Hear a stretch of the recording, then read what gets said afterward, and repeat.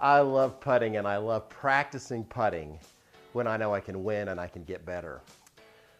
You know, I am convinced that not everybody has hours and hours a day to practice. When I go out on the tour, those guys spend hours practicing. They get to do things with their stroke that, frankly, I don't have time. Maybe you don't have time to work on. Anything that has to do with timing and connection and squaring things up with their hands.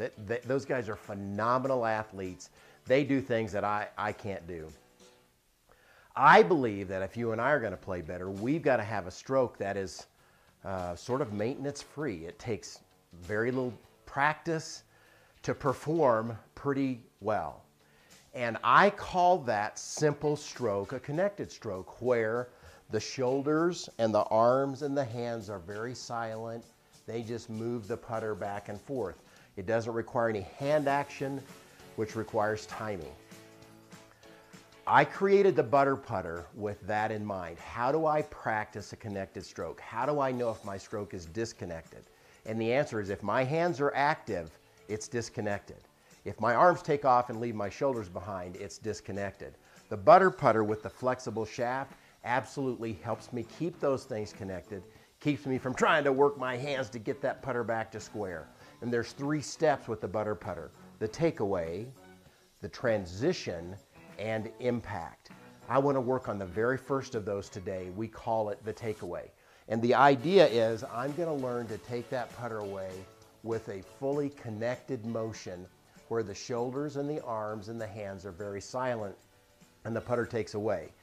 Now, I've got a drill that's a little bit different than you've probably ever seen with a putter, but I think it's going to help. It certainly has helped me, and this is the way it works. I'm going to begin my practice session. No ball, please. No ball, no cup.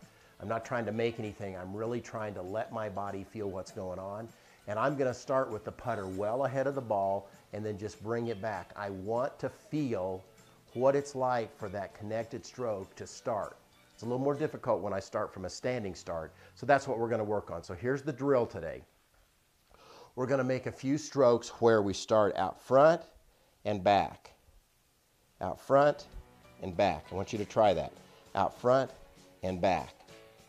Then we're going to make it to the next step, which is to take the putter and start it at a normal address position, no ball, and take it back with that same fluid motion. I'm just going to really think about the shoulders taking it back, the arms being very silent, the hands obviously being very silent. I want to get that feel. And then I'm going to work a ball into the play. Obviously, that's what we're going to ultimately design to do, but I need to get those feelings. And that's what we're trying to communicate to our body. This is what it feels like to have a good, very smooth, connected takeaway. So I'm going to think about those shoulders. I'm going to think about the hands and the arms being very silent, and I'm going to bring it back, and I'm going to make some strokes. You'll be shocked at how online and solid you hit it, even with that minor adjustment. Let's try it again. Takeaway.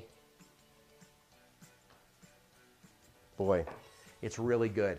This is a great drill that's going to get us in position to make a smooth takeaway and prepare us for the rest of the stroke.